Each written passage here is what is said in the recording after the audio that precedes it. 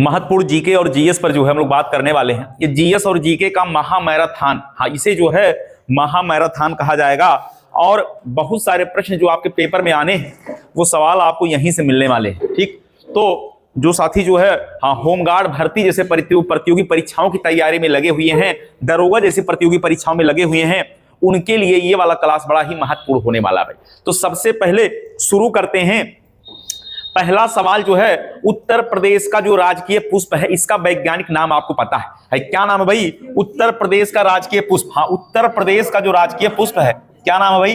उत्तर प्रदेश का राजकीय पुष्प, हाँ उत्तर प्रदेश का राजकीय पुष्प का नाम बताना भाई। आप पुष्प का नाम जो है जानते हैं, हाँ पुष्प क्या है? तो आप तो पलाश जानते होंगे, आप पलाश या टेसु या ढाक जानते होंगे। पलाश, टेसु या ढाक आपको पता होगा, लेकिन इसका बताना क्या है? हाँ ब्यूटिया मोनोस्पर्मा, हाँ ब्यूटिया मोनोस्पर्मा। क्या नाम है भाई? तो ब्यूटिया मोनो, हाँ स्पर्मा, ये नाम है इसका वैज्ञानिक नाम। हाँ ब्यूटिया मोनोस्पर्मा जो है इसका वैज्ञानिक नाम हो जाएगा। तो उत्तर प्रदेश का जो राजकीय पुष्प है इसका वैज्ञानिक नाम आपको पता होना चाहिए।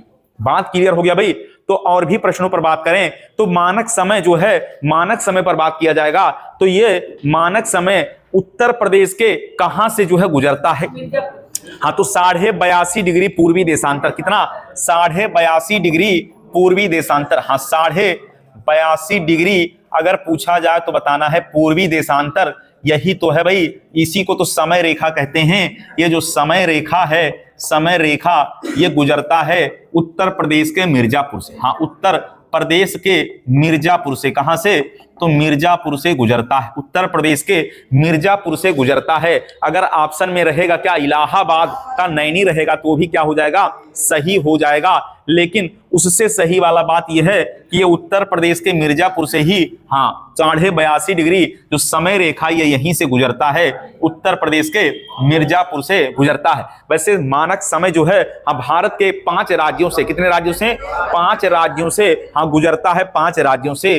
तो ये वाला बात भी याद रखना है। और भी प्रश्नों पर बात किया जाए तो जो मिर्जापुर है, मिर्जापुर कजरी के लिए प्रसिद्ध। किसके लिए भाई? मिर्जापुर का कजरी बड़ा प्रसिद्ध है, तो मिर्जापुर कजरी के लिए प्रसिद्ध है। हाँ लखनऊ किस नदी किनारे भाई? तो लखनऊ जो है गोमती नदी के किनारे है। जौनपुर भी गोमती नदी किनारे है। तो याद रखना हाँ लखनऊ जो है ये गोमती नदी के किनारे है, गोमती नदी। और याद रखना भाई जौनपुर भी क्या? जौनपुर गोमती नदी के किनारे है, ये भी गोमती नदी के तट पर स्थित है। लखनऊ हो या जौनपुर हो। लखीमपुर खीरी की बात किया जाए तो ये भी गोमती नदी ही होगा भाई। हाँ लखीमपुर खीरी की बात किया जाए तो लखीमपुर खीरी ये भी जो है याद रखना है गोमती नदी के किनारे भाई। तो कानपुर जो है गंगा नदी के किनारे। हाँ कानपुर जो है ये गंगा नदी के तट पर भाई, गंगा नदी के किनारे है। बिठूर भी जो है हाँ गंगा नदी के किनारे है, बिठूर भी गंगा नदी के किनारे है। हाँ गोरखपुर राप्ती नदी के किनारे है। तो गोरखपुर जो है राप्ती नदी के हाँ किनारे भाई। तो गोरखपुर हो जाएगा राप्ती नदी के तट पर स्थित है भाई। हाँ तो गाजियाबाद हिंडन नदी, हाँ गाजियाबाद जो है ये हिंडन नदी के तट पर है भाई। गाजियाबाद क्या हो जाएगा? हिंडन नदी के किनारे। तो अयोध्या जो है सरयू नदी है। हाँ अयोध्या जो है ये सरयू नदी पर जो है स्थित है। तो ये सारा पॉइंट आपको याद रखना भाई। इतनी बातें समझ में आ गया भाई? इतनी बातें क्लियर हो गया? तो और भी प्रश्नों पर बात किया जाएगा। थोड़ा सा जो है इसको, हाँ भाई अब सारी चीजें क्लियर दिख रही भाई, अब सारी चीजें क्लियर हो गई। ठीक, तो थोड़ा सा इसको कर लिया जाए सेट। ठीक है भाई? हाँ ठीक, चलिए। तो अयोध्या जो है सरयू नदी के किनारे स्थित है। तो अब अगले प्रश्न पर बात किया जाए कि उत्तर प्रदेश, हाँ उत्तर प्रदेश से लगने वाले जो है, उत्तर प्रदेश से लगने वाले कुल कितने राज्य हैं भाई? तो उत्तर प्रदेश से लगने वाले कुल राज्य कितने हैं? हाँ तो उत्तर प्रदेश से लगने वाले कितने हैं? तो उत्तर प्रदेश से लगने वाले कुल राज्य कितने भाई? तो यूपी से लगने वाले, हाँ लगने वाले अगर राज्य पूछा जाए तो केवल राज्य है कितना भाई? 8। हाँ केवल राज्य कितना भाई? 8 राज्य है। और अगर केंद्र शासित प्रदेश यहां जोड़ दिया जाएगा हाँ तो +1 इसमें केंद्र शासित प्रदेश भी, हाँ +1 हो जाएगा, केंद्र शासित प्रदेश हो जाएगा। ठीक है, तो यूपी से लगने वाले राज्य कितने हैं? 8 हैं। और एक क्या है? केंद्र शासित प्रदेश। कुल अगर राज्य और केंद्र शासित प्रदेश पर बात किया जाए कितना हो जाएगा? टोटल पर बात किया जाएगा तो हो जाएगा 9 आपका उत्तर हो जाएगा। चलिए अब और भी प्रश्न बताइएगा कि उत्तर प्रदेश में पान प्रशिक्षण संस्थान कहां भाई? तो पान प्रशिक्षण संस्थान कहां स्थित है? तो महोबा में है। हाँ, पान प्रशिक्षण संस्थान, पान प्रशिक्षण संस्थान जो है ये महोबा के अंदर स्थित है। हाँ, ये महोबा में है। और याद रखना है आल्हा और रूदल वाला जो किस्सा वो भी कहाँ का? महोबा का ही है भाई। आल्हा वाला जो किस्सा कहाँ का है? महोबा का। मदन सागर झील कहाँ है? तो मदन सागर झील भी यहीं पर है। हाँ, मदन सागर झील भी कहाँ मिलेगा आपको? ये भी महोबा के अंदर ही मिलेगा। मदन सागर झील, आल्हा रूदल वाला क्षेत्र भी क्या हो जाएगा? हम महोबा हो जाएगा भाई। बात समझ में आ गया? तो उत्तर प्रदेश का जो राज्य प्रतीक चिन्ह मछली, धनुष और बाण, हाँ मछली, धनुष और तीर जो है ये उत्तर प्रदेश का ये राजकीय चिन्ह जो एक वृत्त में है और बीच में जो है गंगा और यमुना को बहते हुए दर्शाया गया है। तो याद रखना कितनी मछलियां? 2 मछलियां उसमें हैं। और ये जो है अपनाया गया उत्तर प्रदेश का राजकीय चिन्ह के रूप में 1938 में। तो उत्तर प्रदेश का राजकीय चिन्ह कब अपनाया गया भाई? उत्तर प्रदेश का राजकीय चिन्ह, उत्तर प्रदेश का राजकीय जो चिन्ह है इसे अपनाया गया भाई। हाँ, 1938 में अपनाया गया। 1938 में अपनाया गया। हाँ, 1938 में अपनाया गया। ये भी याद रखना भाई। अच्छा, याद रखना है। और भी प्रश्नों पर बात किया जाए तो उत्तर प्रदेश, हाँ उत्तर प्रदेश के बारे में बात किया जाए तो भारत का कौन सा ऐसा राज्य है जो अधिकतम राज्यों की सीमाओं को स्पर्श करता है? तो यही उत्तर प्रदेश भाई। हाँ, अधिकतम राज्यों की सीमाओं को स्पर्श करता है। पूछा जाए तो बताना अधिकतम, हाँ सीमाओं को, अधिकतम राज्यों को स्पर्श करने वाला राज्य, अधिकतम राज्यों की सीमा से लगने वाला, हाँ लगने वाला राज्य अगर पूछा जाए तो ये हो जाएगा भाई उत्तर प्रदेश ही है जो अधिकतम राज्यों की सीमा से टच होता हो। क्या है? उत्तर प्रदेश सबसे ज्यादा सीमा को टच करने वाला भाई। तो 8 राज्य और एक क्या है? केंद्र शासित प्रदेश है। 8 राज्य जो है उनका नाम आपको याद रखना, रट लेना है। एक तो उत्तर प्रदेश से कटकर बना है उत्तराखंड, तो उत्तराखंड हो जाएगा। एक उत्तराखंड हो गया, हिमाचल प्रदेश हो गया दूसरे नंबर पे, हरियाणा हो गया तीसरा नंबर, राजस्थान हो गया चौथा नंबर, मध्य प्रदेश 5वां, छत्तीसगढ़ हो जाएगा 6वां, झारखंड हो जाएगा हाँ 7वां, और एक बिहार हो जाएगा क्या? 8वां हो जाएगा बिहार। और केंद्र शासित प्रदेश क्या है? तो नई दिल्ली जो है केंद्र शासित प्रदेश है। बात समझ में आए भाई? तो नई दिल्ली केंद्र शासित प्रदेश। तो एक बार यहां पर जो है आप बता दीजिए फिर से। हाँ, एक क्या है भाई? उत्तराखंड, उत्तराखंड। और बताइएगा दूसरा भाई? हाँ, दूसरा बता दिया हिमाचल प्रदेश, दूसरा हिमाचल प्रदेश। तीसरा हो गया भाई, हाँ तीसरा हो गया हरियाणा, तीसरा हो गया हरियाणा, हाँ तीसरा हरियाणा। चौथा राजस्थान, हाँ चौथा हो गया राजस्थान। 5वां बताइएगा, 5वां क्या भाई? हाँ मध्य प्रदेश हो गया। 6वां बताइएगा भाई? हाँ 6वां क्या हो जाएगा भाई? तो हाँ छत्तीसगढ़ हो गया भाई। हाँ छत्तीसगढ़ हो जाएगा। हाँ छत्तीसगढ़ हो गया, छत्तीसगढ़ हो गया। और बताइए भाई 7वां बताइएगा? छत्तीसगढ़ हो गया। हाँ क्या हो जाएगा भाई? झारखंड, हाँ झारखंड भी हो गया। और 8वां हो गया बिहार, 8वां हो गया बिहार। और 9वां जो है क्या है? एक केंद्र शासित प्रदेश हो जाएगा आपका नई दिल्ली जो है ये केंद्र शासित प्रदेश आपका एक हो जाएगा। बात समझ में आ गया भाई? तो नई दिल्ली जो है ये केंद्र शासित प्रदेश। कुल कितने? 9। कुल कितने हो जाएंगे भाई? 9 हो जाएंगे। तो याद रखना है ये दिल्ली जो है क्या है? केंद्र शासित प्रदेश। हाँ ये केंद्र शासित प्रदेश है भाई। तो याद रखना है दिल्ली भी इसमें शामिल है, केंद्र शासित प्रदेश दिल्ली भी इसमें शामिल हो जाएगा। नेपाल अंतरराष्ट्रीय सीमा, हाँ नेपाल क्या बनाता भाई? अंतरराष्ट्रीय सीमा बनाता है। तो नेपाल जो है अंतरराष्ट्रीय सीमा बनाता है। एक बार आपको बताना है कि जो नेपाल है, जो नेपाल से लगने वाले उत्तर प्रदेश के जिले, हाँ तो उत्तर प्रदेश के जिले कितने भाई? 7 जिले जो नेपाल से टच हैं। तो नेपाल से लगने वाले 7 जिले बताइए कौन कौन है भाई? एक तो आप इधर से चलिए महाराजगंज, हाँ महाराजगंज हो गया भाई। अपना प्यारा सिद्धार्थ नगर, हाँ सिद्धार्थ नगर हो गया, सिद्धार्थ नगर हो गया भाई। इसके बाद आगे बढ़े तो बलरामपुर हो गया, बलरामपुर हो गया, बहराइच हो गया, हाँ बहराइच हो गया भाई। श्रावस्ती हो जाएगा, श्रावस्ती हो गया। लखीमपुर खीरी, लखीमपुर खीरी। और एक हो जाएगा पीलीभीत, एक हो गया पीलीभीत। याद रखना है 1 2 3 4 5 6 और 7 यही हैं नेपाल से लगने वाले, हाँ नेपाल से लगने वाले उत्तर प्रदेश के जिले। तो ये जिला आपको याद रखना है। हम हैं सिद्धार्थ नगर में इस समय, तो हमारे आसपास के जो जिले हैं यही तो है भाई, महाराजगंज और सिद्धार्थ नगर, बलरामपुर, बहराइच, श्रावस्ती, लखीमपुर खीरी और पीलीभीत। ये जो है हाँ पूछा जाएगा नेपाल से लगने वाले उत्तर प्रदेश के जिले। देखिए ध्यान रहे, बस्ती नहीं है भाई, बस्ती जो है ऑप्शन में अगर बस्ती रहेगा तो ध्यान से उसको क्या करना भाई, काट देना। बस्ती जो है नेपाल से टच नहीं है, अब बस्ती नेपाल से टच नहीं है। तो अगर बात किया जाए क्षेत्रफल में, उत्तर प्रदेश चौथे नंबर पे। हाँ, क्षेत्रफल में कितने नंबर पे? क्षेत्रफल में चौथे नंबर पे है। क्षेत्रफल में चौथे नंबर पे। सबसे बड़ा क्षेत्रफल में क्या भाई? राजस्थान। हाँ, क्षेत्रफल में राजस्थान सबसे बड़ा। तो क्षेत्रफल में बात किया जाए सबसे बड़ा क्या? राजस्थान। हाँ, राजस्थान के बाद क्या भाई? हम मध्य प्रदेश। मध्य प्रदेश के बाद महाराष्ट्र हो जाएगा, और महाराष्ट्र के बाद क्या हो जाएगा भाई? हाँ, ये उत्तर प्रदेश हो गया। तो याद रखना है, क्षेत्रफल में हो जाएगा चौथा और जनसंख्या में क्या? पहला हो जाएगा। चलिए अगला बताइएगा, खिलौनों की राजधानी के रूप में जाना जाता है। खिलौनों का शहर क्या भाई? नोएडा क्या है? खिलौनों। हाँ, ग्रेटर नोएडा को क्या, या नोएडा को ही तो ग्रेटर नोएडा को क्या कहा जाए? खिलौनों का शहर। हाँ, ग्रेटर नोएडा को खिलौनों का शहर कहा जाएगा। ग्रेटर नोएडा को क्या कहा जाएगा? खिलौनों का शहर कहा जाएगा। चर्म उद्योग कानपुर बताइएगा। हाँ, चर्म उद्योग कानपुर है। इंजीनियरिंग का सामान जो है कहाँ है? गाजियाबाद इंजीनियरिंग का सामान है। और रेडीमेड कपड़ा कहाँ का है भाई? तो रेडीमेड कपड़ा गौतम बुद्ध नगर का भाई। रेडीमेड कपड़ा कहाँ का? गौतम बुद्ध नगर का हो जाएगा। क्या? रेडीमेड कपड़ा गौतम बुद्ध नगर। बात समझ में आ भाई? बांसुरी कहाँ का प्रसिद्ध है? तो पीलीभीत वाला बांसुरी। हाँ, पीलीभीत का क्या? बांसुरी जो है पीलीभीत का हो जाएगा। हिंग जो है, हिंग हाथरस का हिंग है। तो याद रखना, हिंग जो है कहाँ का है? तो हिंग का हाथरस जो है, याद रखना हिंग जो है ये हाथरस का प्रसिद्ध है। और याद रखना रंगमंच के लिए भी, रंगमंच के लिए भी हाथरस प्रसिद्ध है।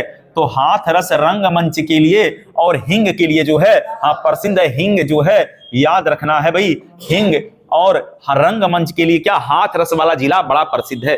बात समझ में आ गया भाई? तो उत्तर प्रदेश से सबसे कम सीमा साझा करने वाला जो है राज्य क्या है? हिमाचल प्रदेश। हाँ, उत्तर प्रदेश से सबसे कम सीमा, तो उत्तर प्रदेश से हाँ यूपी से सबसे कम सीमा पूछा जाएगा। यूपी से सबसे कम सीमा, हाँ सबसे कम सीमा साझा करने वाला राज्य, हाँ साझा करने वाला राज्य हिमाचल प्रदेश हो जाएगा।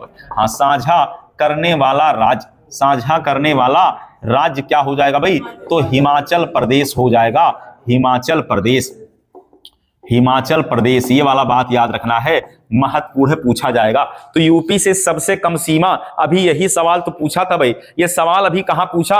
अभी जो है अगले हफ्ते जो पेपर था, हाँ संडे वाले पेपर में, फॉरेस्ट गार्ड का जो पेपर अभी हुआ है हाल ही में, तो उसी वाले में तो ये सवाल आया था। अभी फॉरेस्ट गार्ड का पेपर इसके पहले वाले संडे के दिन हुआ है और उसी में ये सवाल अभी हाल ही में पूछा गया है। बात क्लियर हो गया भाई? चलिए तो बताइएगा, उत्तर प्रदेश से कटकर जो उत्तराखंड है ये कब बना भाई?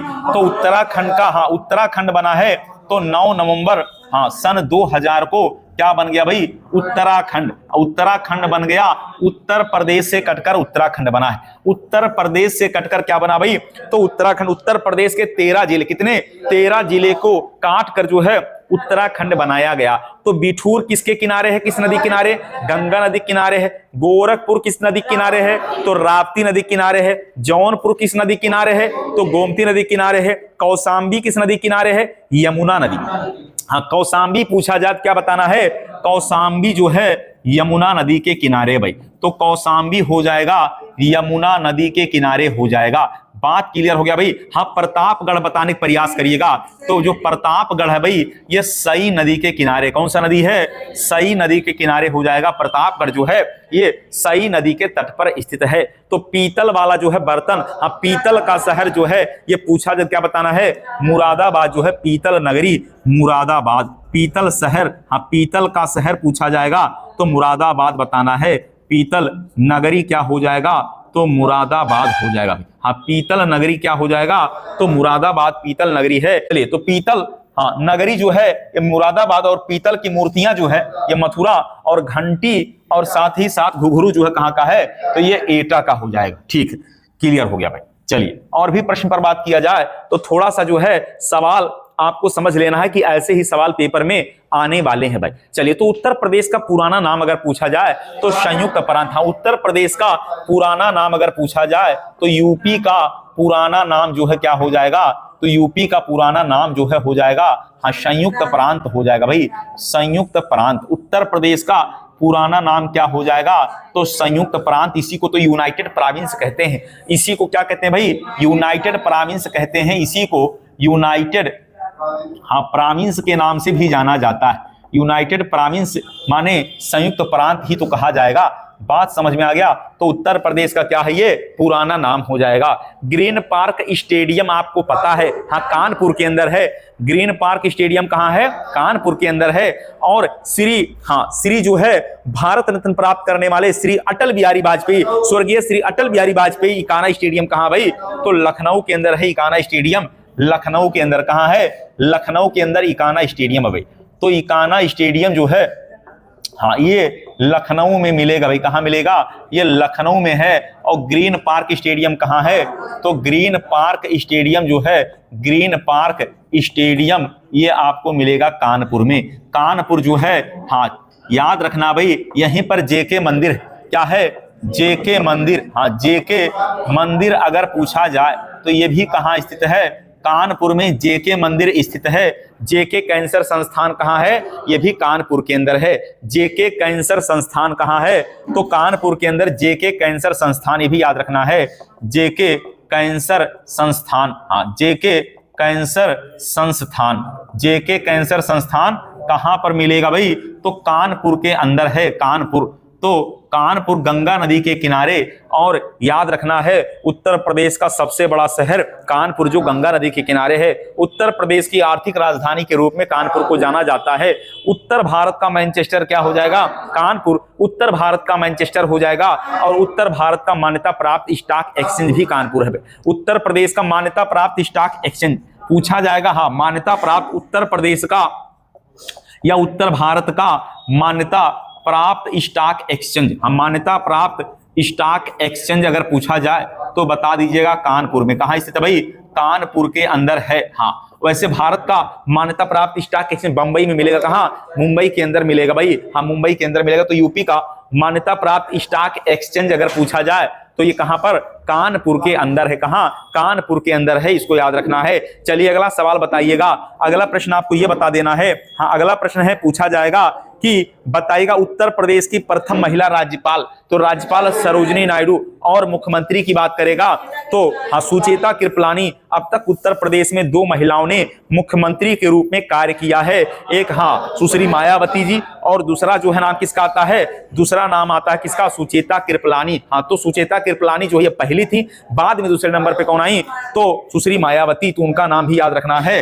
तो यूपी का मान्यता प्राप्त स्टॉक एक्सचेंज क्या हो जाएगा भाई, कानपुर हो जाएगा। अब आपको बताना है, आपको बताना खेल के सामान के लिए, हाँ खेल का सामान, तो खेल का सामान कहाँ, ये जो है मिलेगा कहाँ, मेरठ में।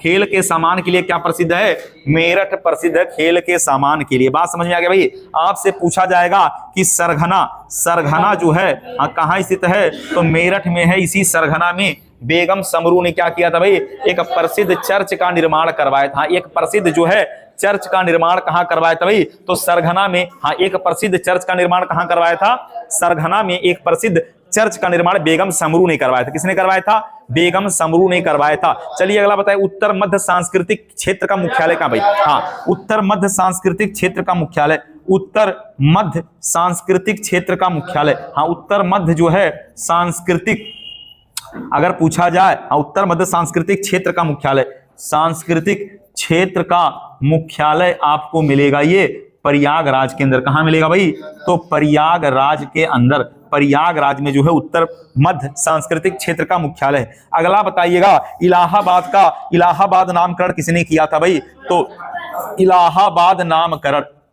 हाँ इलाहाबाद जो नाम था, प्रयागराज का नाम बदलकर इलाहाबाद किया था अकबर ने। तो प्रयागराज का नाम बदलकर इलाहाबाद किसने किया था, तो अकबर ने ही प्रयागराज का नाम बदलकर क्या कर दिया था, इलाहाबाद कर दिया था। और अगर हम बात करें तो काशी और वरुणा, हाँ 2 नदियों के संगम पर, काशी और अरुणा नदियों के संगम पर जो है एक नगर है जिसका नाम क्या है, हाँ बनारस जो है किस नदी के संगम पर है, तो काशी और, हाँ याद रखना है, हाँ वरुणा और अस्सी, वरुणा और अस्सी याद रखना है, वरुणा और 80 नदियों के संगम पर क्या है, नदियों के संगम पर ही तो है क्या, वाराणसी। तो ये पूछा जाएगा, इसलिए इसका नाम कैसे पड़ा, तो बनारस का नाम इसलिए पड़ा बनारस क्योंकि ये वरुणा और 80 नदियों के संगम पर है, इसीलिए इसका नाम क्या हो गया भाई, वाराणसी हो गया। तो 16 महाजनपद पर अगर हम बात करें तो उसमें जो है हिंदू धर्म का एक प्रतिष्ठित केंद्र माना जाता था क्या, बनारस जो है हिंदू धर्म का एक प्रतिष्ठित केंद्र माना जाता था। तो वरुणा और 80 नदियों के संगम पर क्या, बनारस, हाँ वरुणा और 80 नदियों के संगम पर स्थित है, इसको याद रखना है। अगला सवाल पूछा जाएगा, बंगीरा पर्वत, हाँ बंगीरा पर्वत शिखर कहां है, बंगीरा पर्वत शिखर कहां है, तो याद रखना है रानी झांसी के किला को ही कहा जाता क्या, बंगीरा पर्वत शिखर कहा जाता है। यह बंगीरा पहाड़ी पर है, तो रानी झांसी का किला उत्तर प्रदेश के झांसी में, हाँ बंगीरा पर्वत याद रखना है झांसी के अंदर। बंगीरा पर्वत आपसे पूछा जाए तो बताइएगा कहां मिलेगा, ये झांसी में मिलेगा। तो रानी लक्ष्मीबाई का जो किला है वो किला इसी पर्वत पर तो है, बंगीरा पर्वत के ऊपर ही तो है। तो रानी झांसी का जो किला है वो बंगीरा पर्वत के ऊपर है। ये उत्तर प्रदेश के बंगीरा नामक पहाड़ ये पर्वत के ऊपर बनाया गया। यही आपसे पूछा जाएगा कि बंगीरा पर्वत कहां, तो क्या बताना है, झांसी बता देना है। वैसे उत्तर प्रदेश में आयुर्वेद महोत्सव कहां मनाया जाता है, झांसी में। ये भी सवाल अभी इसके अगले वाले हफ्ते में जो पेपर हुआ है क्या, उसी में जो है वन रक्षक वाले पेपर में सवाल आया था कि उत्तर प्रदेश में आयुर्वेद महोत्सव का आयोजन कहां होता है, तो झांसी में। लेकिन भारत के आयुर्वेद महोत्सव का आयोजन केरल में होता है। जब भारत शब्द पूछेगा तो क्या बताना है, केरल बताना है। उत्तर प्रदेश पूछेगा तो क्या बताना है, झांसी बता के चलना है। बात समझ में आया? तो एक बार रिपीट करते हैं। अयोध्या किस नदी किनारे भाई, सरयू नदी के किनारे। मथुरा किस नदी के किनारे है, मथुरा यमुना नदी के तट पर है। आगरा किस नदी के किनारे है, यमुना नदी के किनारे है। लखनऊ किस नदी किनारे है, गोमती नदी के किनारे है। बनारस किस नदी किनारे है, गंगा नदी के किनारे है। प्रयागराज किस नदी किनारे है, तो गंगा यमुना सरस्वती तीनों के संगम पर है। इटावा किस नदी किनारे है, यमुना। इटावा किस नदी किनारे है, यमुना। इटावा किस नदी किनारे है, यमुना। जौनपुर किस नदी किनारे, गोमती। जौनपुर किस नदी के किनारे है, गोमती। गोरखपुर किस नदी किनारे, राप्ती। हाँ गोरखपुर किस नदी किनारे है, राप्ती। और गाजियाबाद हिंडन नदी के तट पर बसा हुआ है। प्रतापगढ़ सई नदी के किनारे। प्रतापगढ़ किस नदी किनारे है, सई नदी के किनारे प्रतापगढ़ स्थित है। बात क्लियर हो गया भाई? तो प्रतापगढ़ किस नदी किनारे हो जाएगा, हाँ सई नदी के किनारे प्रतापगढ़ हो जाएगा भाई। क्लियर हो गया? अब और भी सवाल बताइएगा कि उत्तर प्रदेश की स्थापना दिवस के रूप में पहली बार हाँ 24 जनवरी को मनाया गया। तो कब मनाया गया भाई, हाँ 2018 में जो है उत्तर प्रदेश स्थापना दिवस जो है मनाए जाने की शुरुआत 2018 से हुई। तो पहली बार कब मनाया गया था, 2018 में पहली बार मनाया गया। कब मनाया गया, 2018 में पहली बार मनाया गया। तो उत्तर प्रदेश की दूसरी आधिकारिक भाषा जो है, हाँ दूसरी आधिकारिक भाषा क्या है, उर्दू है, जिसको मान्यता दिया गया 1989 में। तो उर्दू जो है, उर्दू को मान्यता मिला है द्वितीय राजभाषा उर्दू। हाँ उत्तर प्रदेश का द्वितीय राजभाषा। तो पूछा जाए द्वितीय राजभाषा क्या हो जाएगा, तो बताना उर्दू जो है उत्तर प्रदेश की द्वितीय राजभाषा है उर्दू। और इसको मान्यता दिया गया 1989।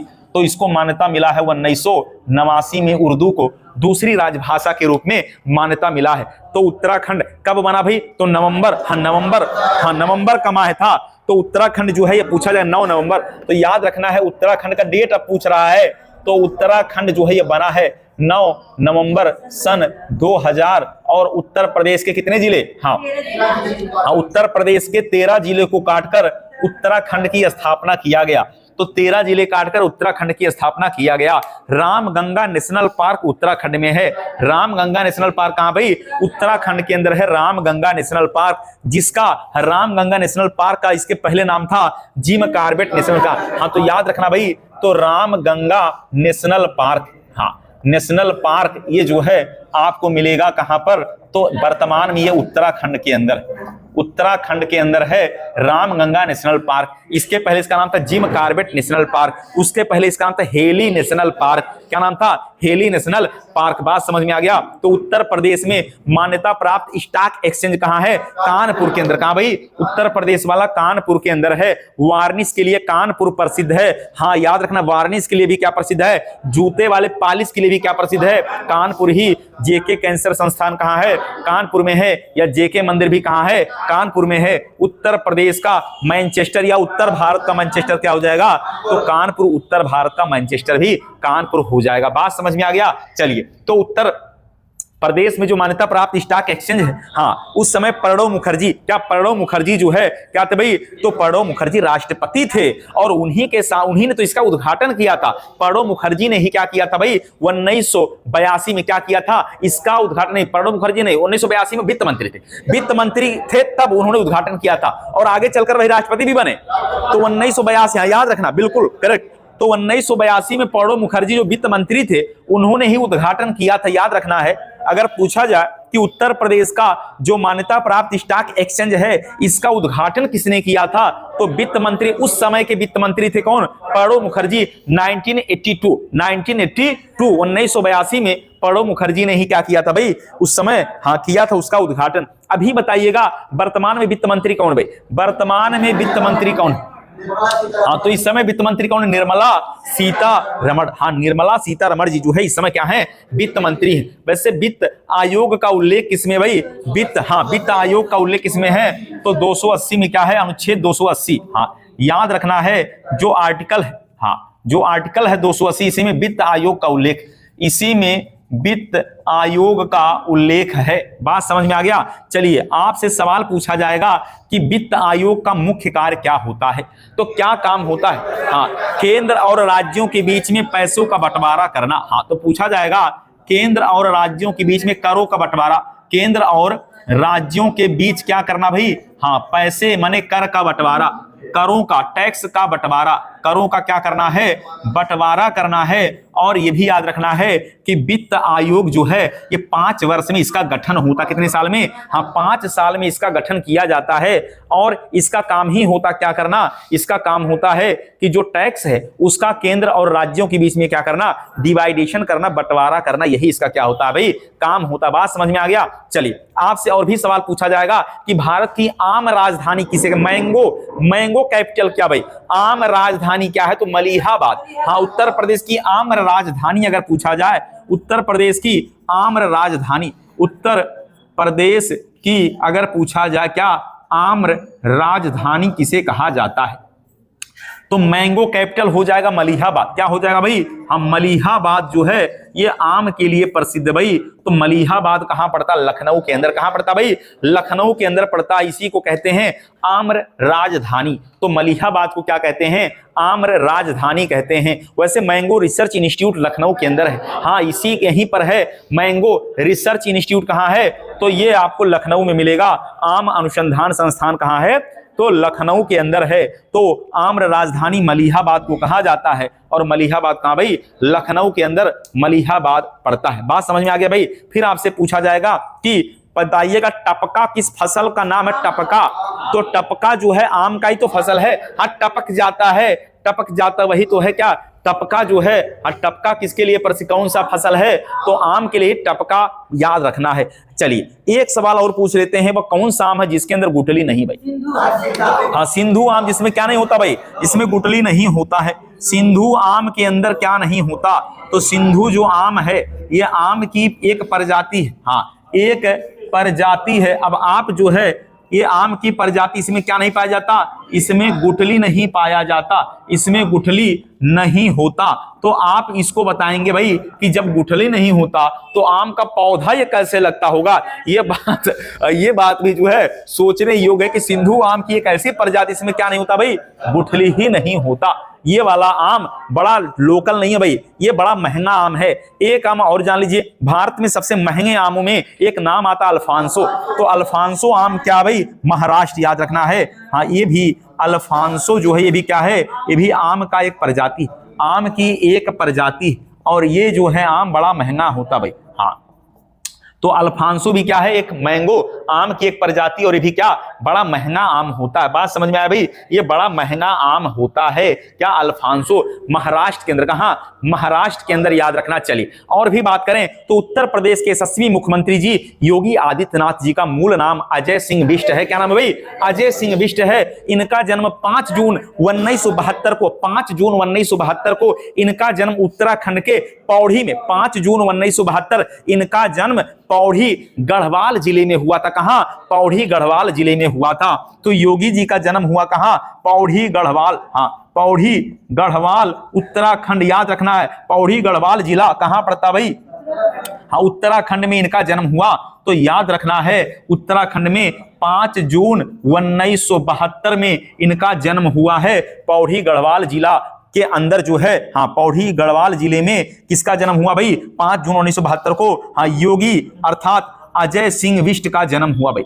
अजय सिंह बिष्ट का जन्म हुआ, यही तो हैं उत्तर प्रदेश के, यही तो भाई मुख्यमंत्री उत्तर प्रदेश के अजय सिंह बिष्ट। बात समझ में आ गई, उनका मूल नाम है अजय सिंह बिष्ट। बात क्लियर हुआ। और यही जो है एक मठाधीश भी बात करेंगे, गोरखनाथ जो है, गोरखनाथ मंदिर के मठाधीश भी कौन है भाई, तो अजय सिंह बिष्ट अर्थात योगी आदित्यनाथ। बात क्लियर हुआ। चलिए और भी प्रश्नों पर बात करें तो अगले सवाल पर बात करें तो उत्तर प्रदेश का कौन सा शहर है जो अवधी व्यंजन, जो मुगल व्यंजन, अवधी व्यंजन और मुगल व्यंजन के लिए प्रसिद्ध है। तो लखनऊ जो है अवधी और मुगल व्यंजन के लिए प्रसिद्ध है भाई।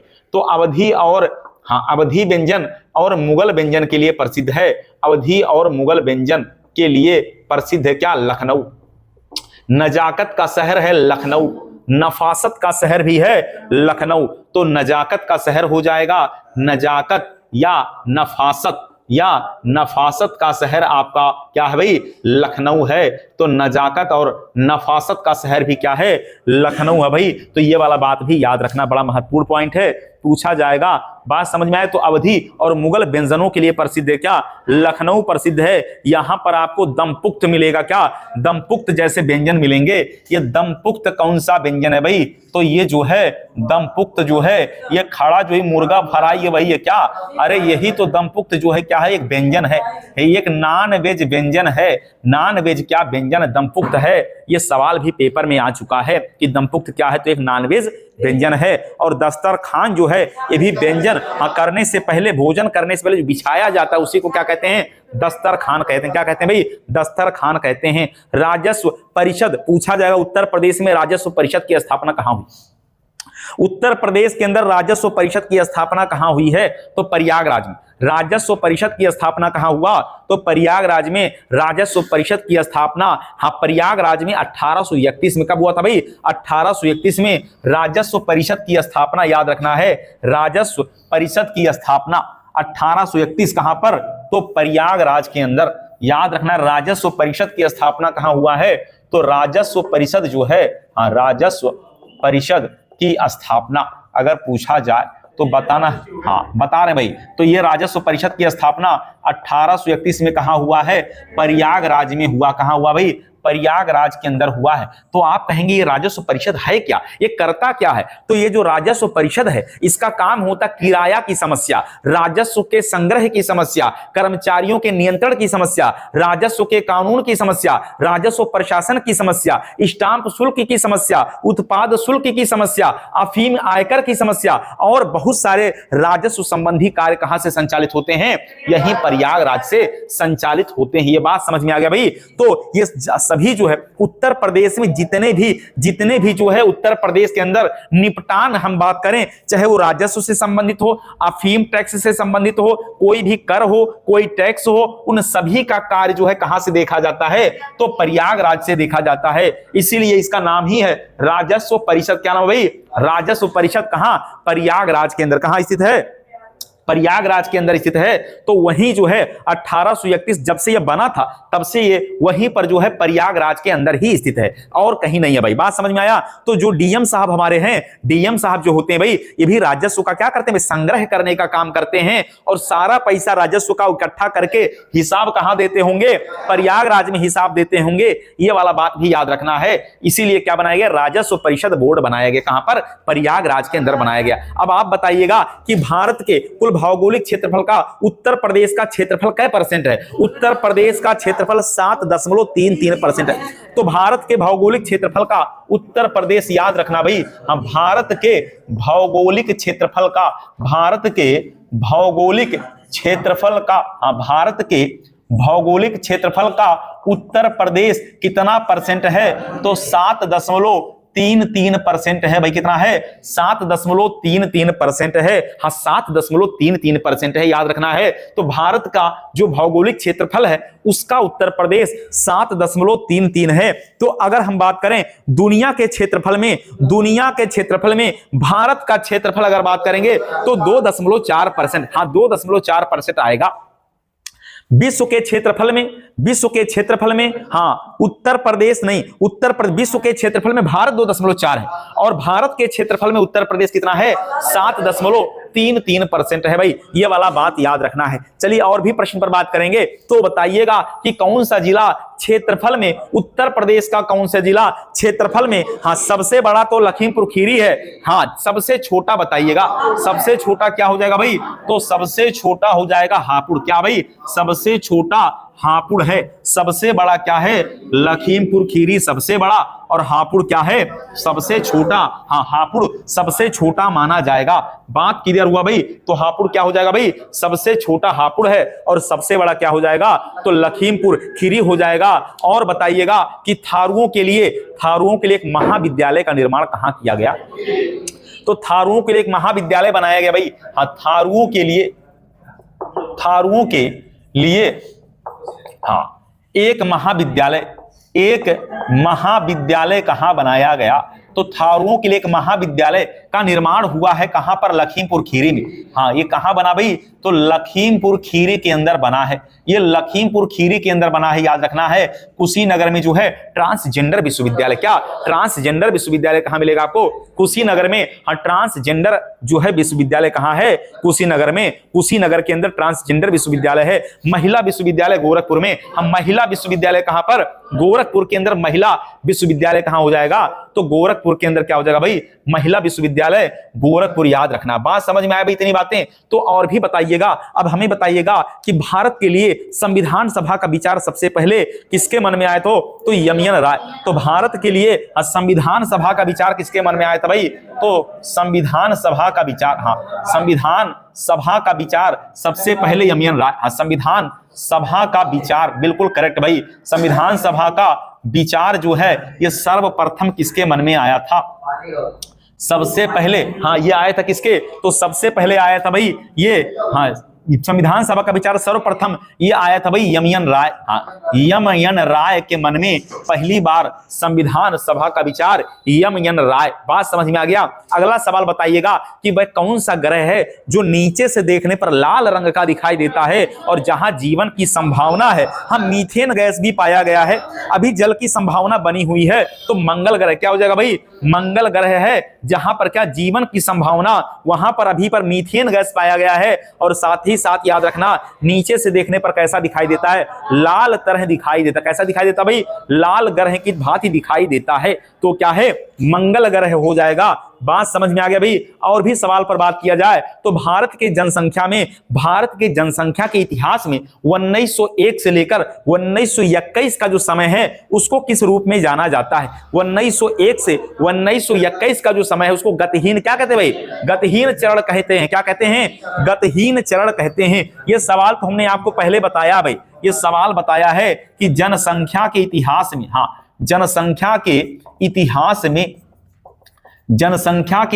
में 1901 से 1921 का चरण क्या कहलाता है? इसको कहते हैं गतिहीन चरण कहते हैं। क्या कहते हैं भाई? गतिहीन चरण के नाम से जाना जाता है। ये गतिहीन चरण के नाम से जाना जाता है। ये वाला बात भी हम लोगों ने पहले पढ़ लिया है, पहले से हम लोगों को ये सारा बात पता है। अब बताइएगा जल का बहाव किससे मापा जाता है? हाँ, तो जल का बहाव किससे मापा जाएगा भाई? तो जल का बहाव अगर पूछा जाए ये किससे मापा जाता होगा? तो क्यूसेक से मापा जाता है। क्यूसेक से मापा जाता है भाई। किससे? क्यूसेक से मापा जाता है। आप बताइएगा कि विद्युत परिपथ में चलने वाली जो विद्युत परिपथ है, हाँ, विद्युत परिपथ की जो गति किससे मापी जाती है? अमीटर से। अर्थात विद्युत धारा किससे मापा जाता होगा? अमीटर से। विद्युत धारा किससे मापा जाएगा? तो ये अमीटर से मापा जाएगा। किससे? अमीटर से मापा जाएगा। गैसों का दाब किससे मापा जाता है? कौन बताएगा भाई? गैसों का दाब मापा जाता है मैनोमीटर से। क्या? मैनोमीटर से गैसों का दाब मापा जाता है। किससे भाई? मैनोमीटर से गैसों का दाब मापा जाता है। वायुमंडलीय दाब किससे मापा जाता है भाई? वायुमंडलीय दाब किससे मापा जाता है? तो याद रखना बैरोमीटर से। किससे? बैरोमीटर से मापा जाता है। बैरोमीटर के अंदर पारा भरा होता है, पारा भरा होता है। और याद रखना है, जब पारा धीरे धीरे ऊपर की तरफ चढ़ता है तो मौसम साफ रहने के संकेत हैं, और अचानक पारा नीचे गिरेगा तो आंधी तूफान आने का संकेत होता है। बात समझ में आया भाई? अगला सवाल पूछा जाएगा, ठोस कार्बन डाइऑक्साइड को क्या कहा जाता है? तो शुष्क बर्फ कहा जाता है भाई। ठोस कार्बन डाइऑक्साइड को शुष्क बर्फ कहा जाता है भाई।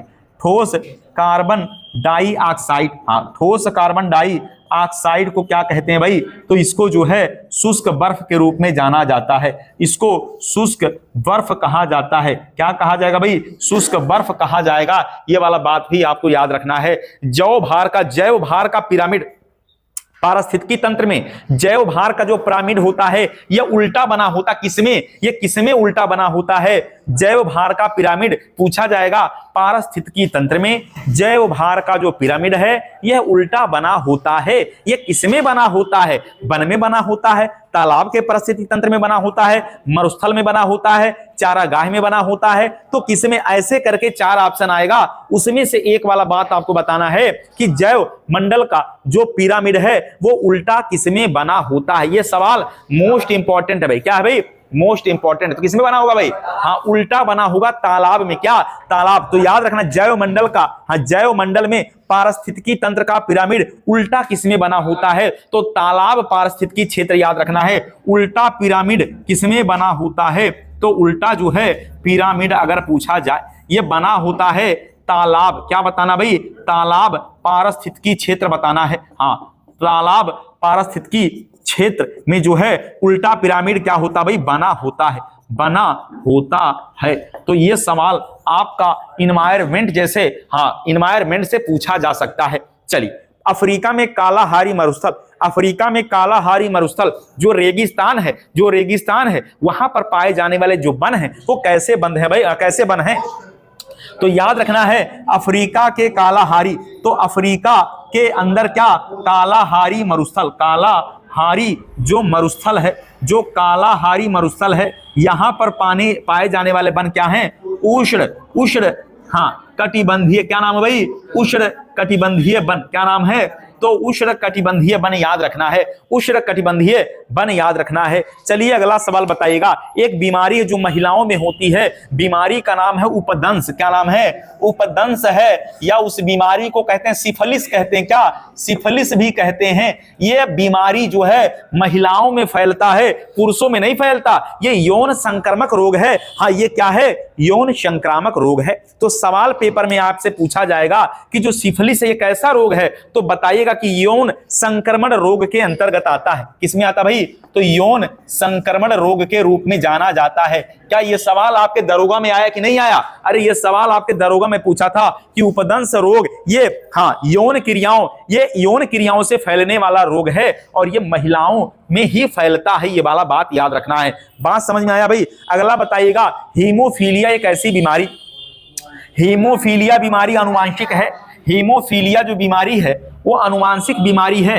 ये इसमें होता क्या भाई? हीमोफीलिया में क्या होता? रक्त जो है का थक्का नहीं बनता। हीमोफीलिया में क्या नहीं होता भाई? तो रक्त का थक्का नहीं बनता। तो याद रखना, पूछा जाएगा, हाँ, हीमोफीलिया क्या पूछा जाएगा भाई? हीमोफीलिया पूछा जाए तो कैसा बीमारी है? तो आनुवांशिक कैसा भाई, आनुवांशिक बीमारी है, हाँ आनुवांशिक बीमारी है हीमोफीलिया। क्या वर्णांधता भी है क्या, हाँ वर्णांधता भी है, जिसमें रोगी जो है वो लाल और हरा रंग नहीं पहचान पाता, हाँ लाल और हरा रंग नहीं पहचान पाता, ये भी क्या हो जाएगा, अनुवांशिक रोग हो जाएगा। क्या हो जाएगा भाई, अनुवांशिक रोग हो जाएगा। बात समझ में आया, कैसा रोग हो जाएगा, अनुवांशिक रोग हो जाएगा। दुनिया का सबसे लंबा नदी कौन सा है, विश्व की सबसे लंबी नदी, हाँ विश्व की सबसे लंबी नदी, विश्व की सबसे लंबी नदी अगर पूछा जाए तो बताइएगा नील नदी। हाँ ये तो पेट में पूछा था भाई, ये सवाल तो उत्तर प्रदेश पेट परीक्षा में आ गया था। विश्व की सबसे गहरी झील बैकाल झील, विश्व की सबसे गहरी झील क्या है, बैकाल झील। या विश्व की, हाँ विश्व की सबसे गहरी झील जो है, हाँ ये हो जाएगा भाई, हाँ तो ये हो जाएगा बैकाल झील। क्या हो गया, बैकाल झील, ये दुनिया की सबसे गहरी झील में आता है। क्या, बैकाल झील दुनिया की सबसे गहरी झील में आता है। रूस की राजधानी मॉस्को, रूस की राजधानी मॉस्को, पैसा का नाम है रूबल, रूबल चलता है रूस में। क्या चलता भाई, रूबल चलता है। और याद रखना है, क्या याद रखना है, अगर पूछा जाए कि आप बताइए ड्यूमा क्या, ड्यूमा, ये ड्यूमा क्या है भाई, तो ड्यूमा क्या है, रूस की संसद का नाम है ड्यूमा। रूस की संसद का नाम क्या भाई, रूस की संसद का नाम, हाँ रूस की संसद का नाम क्या है, तो बताना है ड्यूमा। ये रूस के संसद का नाम क्या हो जाएगा भाई, ड्यूमा रूस के संसद का नाम है। चलिए और भी प्रश्नों पर बात करते हैं, पशुओं से बात कर लेते हैं। एक बीमारी है मिनी माता रोग, नहीं रानी खेत रोग, रानी खेत रोग बताइए। रानी खेत हो जाता है किसमें, तो रानी खेत रोग हो जाता है किसमें, तो यह मुर्गी में हो जाता है। और एक सवाल अभी हम बोल रहे थे मीन माता रोग, मीन माता रोग जो है ये पारा के प्रदूषण से, किसे, पारा के प्रदूषण से फैलता है मीन माता रोग। और रानी खेत बीमारी जो है ये किसमें होता है, तो मुर्गी में होता है। क्या, रानी खेत बीमारी मुर्गी के अंदर होता है। बात समझ में आ गया भाई, याद रखना, महत्वपूर्ण पॉइंट पूछा जाएगा। चलिए और भी सवाल पर बात किया जाए तो बताएगा फुलहर झील, हाँ फुलहर झील कहाँ, तो फुलहर झील कहाँ पर, तो पीलीभीत बताना भाई। हाँ फुलहर झील पूछा जाए तो पीलीभीत बताइएगा। और यहीं से कौन सी नदी निकलती भाई, गोमती नदी निकलती है फुलहर झील से, याद रखना। हाँ ठीक है भाई।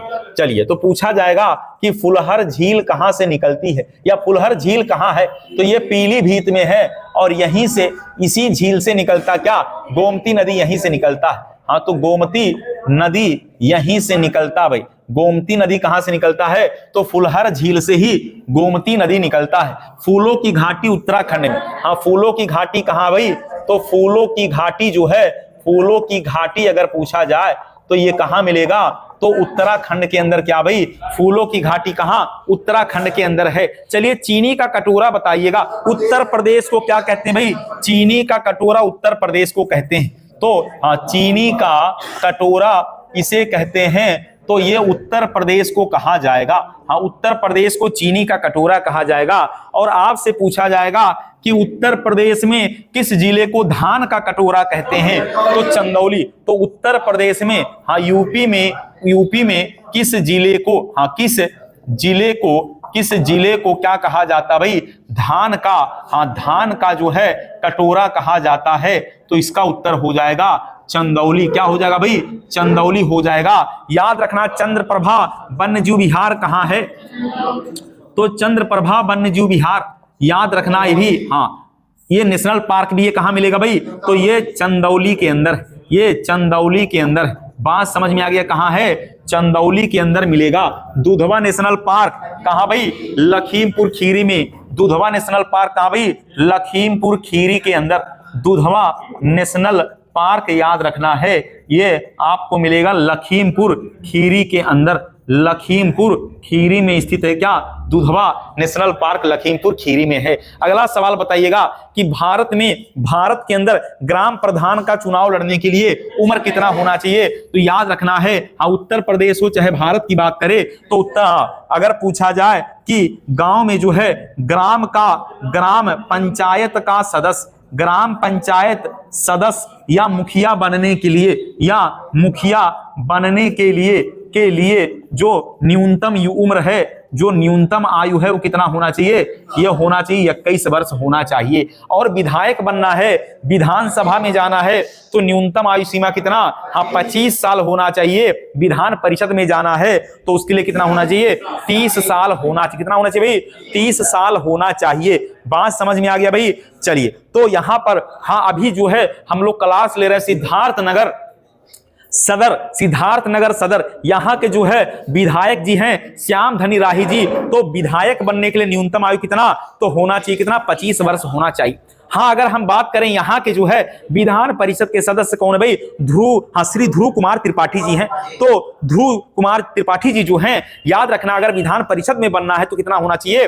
तो 30 साल होना चाहिए। और जगदंबिका पाल, सिद्धार्थनगर का लाल जगदंबिका पाल वाला चुनाव लड़ना है, अर्थात आपको लोकसभा में जाना है तो कितना होना चाहिए? न्यूनतम आयु 25 साल होना चाहिए। और आपको अगर जो है राज्यसभा का सदस्य बनना है तो कितना होना चाहिए? 30 वर्ष जो है आपका न्यूनतम आयु सीमा होना चाहिए। कितना होना चाहिए भाई? 30 साल होना चाहिए। अगला सवाल बताइएगा कि राज्यसभा का सभापति, राज्यसभा का हाँ सभापति कौन होता भाई? तो ये उपराष्ट्रपति होते हैं। और उपराष्ट्रपति होते हैं, याद रखना है, ये उस सदन के सभापति हैं जिसके मेंबर भी नहीं है। याद रखना है, हाँ ये जो है वह कौन सा व्यक्ति होता है जो उस सदन का तो सभापति होता है लेकिन उस सदन का सदस्य नहीं होता। तो उपराष्ट्रपति ये जो है राज्यसभा के सभापति के रूप में अध्यक्षता करते हैं, अध्यक्ष के रूप में अध्यक्षता करते हैं, लेकिन ये किसी भी सदन के सदस्य नहीं होते। तो राष्ट्रपति और उपराष्ट्रपति ये न तो लोकसभा के सदस्य होते हैं और ना ही राज्यसभा के सदस्य होते हैं। दोनों में से किसी के सदस्य नहीं हैं, लेकिन उसके बाद भी जो राष्ट्रपति हैं वो संसद के अभिन्न अंग हैं, अर्थात संसद के वो अभिन्न अंग हैं। बिना उनके दस्तखत के कोई भी कानून पारित नहीं हो सकता। अगला सवाल बताइएगा कि 106वां संविधान संशोधन जो 2023 में आया भाई। हाँ 106वां संविधान संशोधन याद रखना है, ये 2023 में आया भाई। हाँ 106वां संविधान संशोधन याद रखना है, ये लेटेस्ट वाला है भाई, ये आया 2023 में। अब तक कुल 106 संविधान संशोधन हो चुके हैं। तो इसमें जो महिलाओं को क्या दिया गया भाई? महिलाओं को आरक्षण दिया गया। और कौन सा आरक्षण भाई? लोकसभा और विधानसभा। तो लोकसभा, विधानसभा, राज्यसभा में हाँ यहां पर जो है 33% सीट जो है के आरक्षण का प्रावधान किया गया। कितना? 33% सीटों पर आरक्षण का प्रावधान किया गया। वैसे भी पंचायती राज प्रधानी का समय चल रहा है, तो प्रधानी वाले में महिलाओं के लिए 33% सीट क्या है? आरक्षित है। कितना भाई? 33% सीट आरक्षित है। बताइएगा वह कौन सा शासक था जिसने श्रीरंगपट्टनम में स्वतंत्रता का वृक्ष लगवाया था? तो ट्री ऑफ इक्वलिटी या स्वतंत्रता का वृक्ष किसने लगाया भाई? तो स्वतंत्रता का वृक्ष जो है इसने लगाया श्रीरंगपट्टनम में। कहां लगाया था? श्रीरंगपट्टनम में लगाया था। किसने?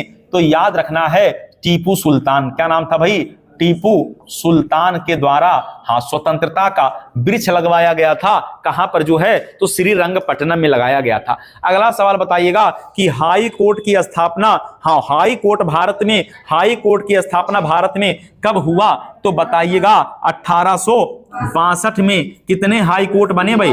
3 हाई कोर्ट। एक बन गया भाई कलकत्ता, मद्रास और बंबई। कलकत्ता, मद्रास और बंबई में 3 हाई कोर्ट 1862 में बने। और इलाहाबाद हाई कोर्ट बना 1866 में बना। इलाहाबाद हाई कोर्ट 1866 में बना है। और इलाहाबाद हाई कोर्ट में दुनिया के सबसे ज्यादा 160 जजों की नियुक्ति जो है इसमें प्रावधान है, अर्थात 160 जज जो है की नियुक्ति की स्वीकृति मिली है इलाहाबाद हाई कोर्ट में। जो दुनिया में सबसे ज्यादा जजों वाला जो है हाई कोर्ट कौन सा हो जाता है? इलाहाबाद हाई कोर्ट हो जाता है। लेकिन सबसे ज्यादा अगर खंडपीठ या बेंचें पूछा जाए तो गुवाहाटी हाई कोर्ट में सबसे ज्यादा बेंचें हैं। तो ये वाला याद रखना है, सबसे ज्यादा जो है बेंचें कहां मिलेंगी आपको? तो गुवाहाटी हाई कोर्ट के अंदर मिलेगा। तो भारत माता मंदिर कहां भाई? भारत माता मंदिर कहां है? बनारस के अंदर भारत माता मंदिर भाई। तो भारत माता मंदिर ये मिलेगा कहां पर? तो वाराणसी के अंदर। हाँ वाराणसी में भारत माता मंदिर स्थित है? बनारस के अंदर क्या है? भारत माता मंदिर कहाँ है? बनारस के अंदर है। आप बताइएगा कि दक्षिण भारत की जो मंदिरें हैं वो किस शैली में बनी है भाई? तो वो तो हाँ, कौन सी शैली भाई? दक्षिण भारत की जो मंदिरें हैं कौन सी शैली में? तो दक्षिण भारत में द्रविड़ शैली। दक्षिण भारत में क्या? द्रविड़ शैली। और अगर दक्षिण और उत्तर दोनों मिला के बनाया जाए तो बेसर शैली। हाँ, तो उत्तर भारत में जो मंदिरें दक्षिण भारत के आधार पर बनी हैं उसे क्या कहा जाता है? बेसर शैली। हाँ, बेसन नहीं बताना है, बेसर शैली। तो उत्तर भारत और दक्षिण भारत दोनों शैलियों को मिलाने से क्या बन गया भाई? बेसर शैली बन गया। बात समझ में आ गई? तो उत्तर भारत प्लस दक्षिण भारत की शैली, दक्षिण भारत, इन दोनों की जो शैली है, इनकी जो शैली है ये कैसी हो जाएगा भाई? हाँ, मंदिर की जो शैली इसको कहते हैं बेसर शैली। क्या कहते हैं? बेसर शैली। तो बेसर शैली जो है ये आपको मिलेंगी। बात समझ में आ गया भाई? तो बेसर शैली उत्तर भारत और दक्षिण भारत दोनों को मिलाकर जो मंदिर बनाए गए हैं उसको बेसर शैली क्या कहा जाता है भाई? बेसर शैली के रूप में जाना जाता है। बात समझ में आ गया भाई? तो राष्ट्रपति शासन को निरस्त करने का पावर किसके पास है? तो राष्ट्रपति के पास ही। राष्ट्रपति का शासन कौन निरस्त करेगा भाई? तो राष्ट्रपति शासन राष्ट्रपति ही हटाएगा। वैसे राष्ट्रपति शासन अनुच्छेद 300, हाँ, राष्ट्रपति शासन 356, राष्ट्रपति शासन 356। तो राष्ट्रपति शासन जो है 356 बताना है। राष्ट्रपति शासन क्या बताना भाई? 356। समझ में आ गया भाई? चलिए,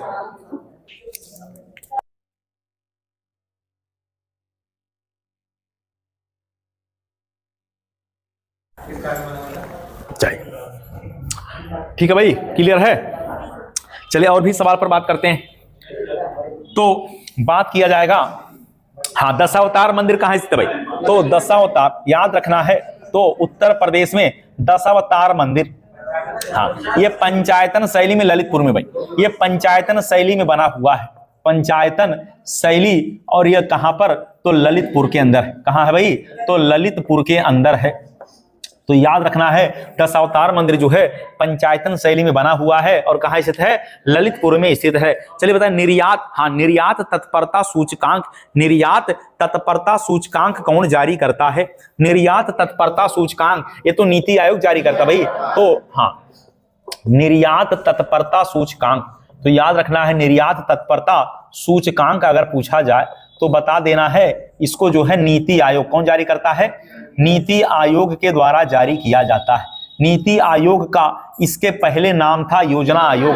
स्थापना 15 मार्च 1950 को। कब हुआ था भाई योजना आयोग का जो है? हाँ, योजना आयोग बना था 15 मार्च 1950 को। तो योजना आयोग का जो गठन हुआ था ये भी याद रखना है, इसका भी डेट याद रखना है, यह हुआ था 15 मार्च 1950। इसी का नाम बदलकर क्या रखा गया भाई? इसी का नाम बदलकर रख दिया गया क्या?